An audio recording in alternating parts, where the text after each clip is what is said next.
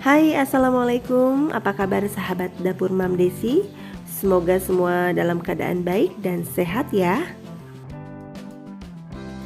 Nah, untuk kesempatan kali ini kita tidak akan membahas tentang resep-resep masakan ya, tapi kita akan kasih tips bagaimana cara mengatur keuangan dalam rumah tangga supaya penghasilan atau pendapatan kita dari suami ya selama 1 bulan itu bisa cukup untuk kebutuhan sehari-hari.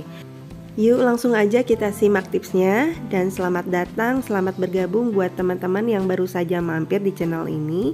Jangan lupa subscribe ya, pantengin terus sampai akhir, oke? Nah, yang pertama nih, ini adalah problematika umum yang sering banget dirasakan oleh para emak-emak, yaitu mengatur menu masakan. Suka bingung kan ngatur menu masakan? Misalnya kita cuma dapat jatah 50.000 sehari nih.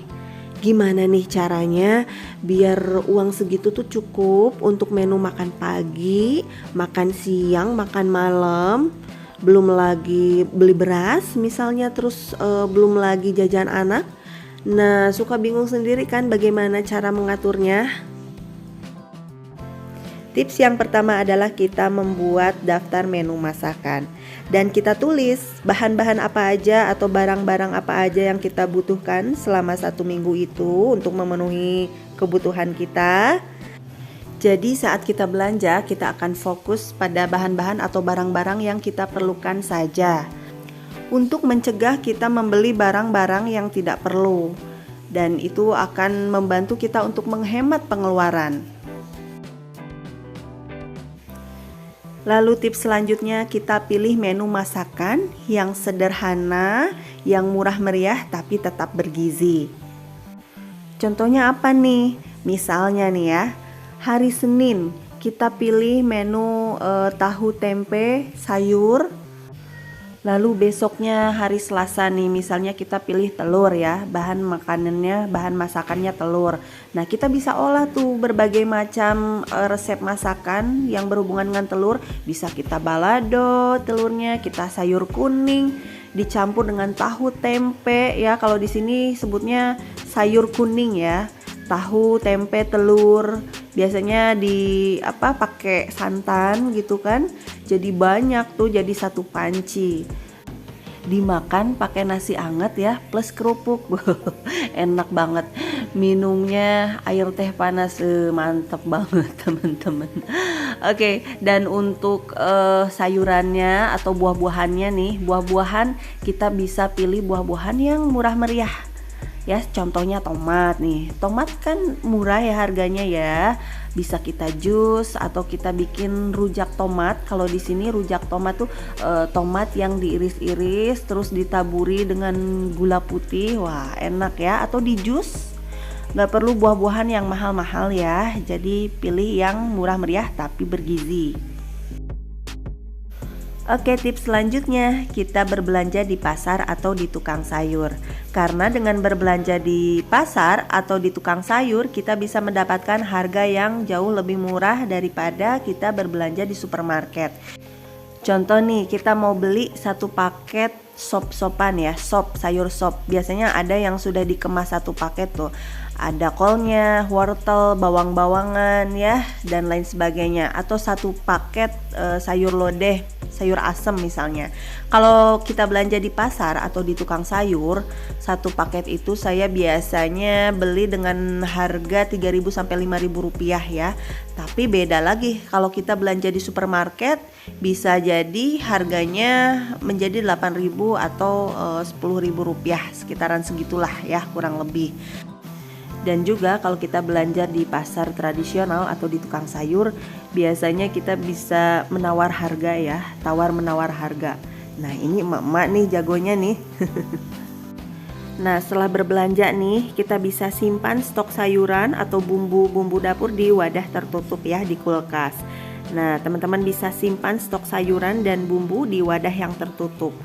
Kalau kamu teman-teman masih punya stok sayuran seperti cabai, bawang, dan bahan-bahan yang lainnya yang bisa dipakai untuk besok ya, kita bisa simpan di wadah yang tertutup.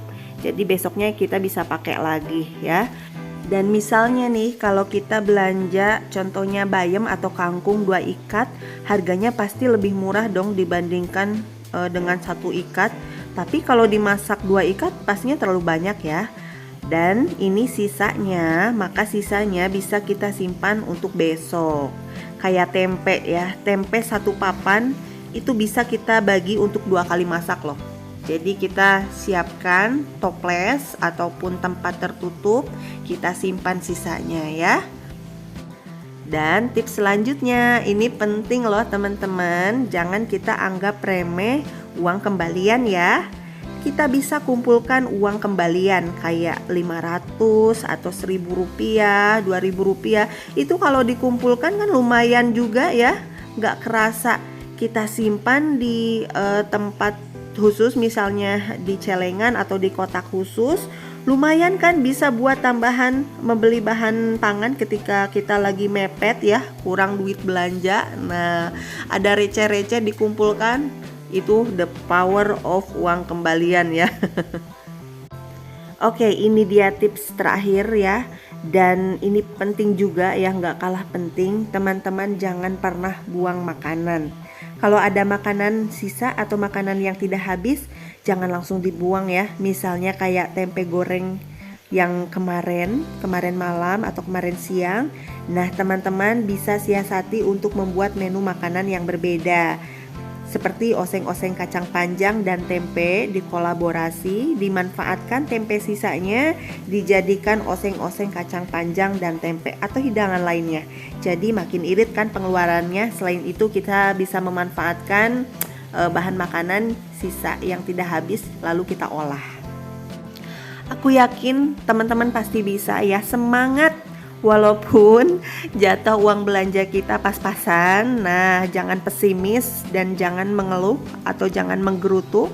Beli apa saja dengan uang yang kita punya, insya Allah bisa kalau kita mempunyai rasa syukur dan kita sudah berusaha berhemat, mengatur keuangan sesuai dengan porsinya, sesuai dengan tempatnya, membeli barang-barang yang kita butuhkan untuk saat ini saja.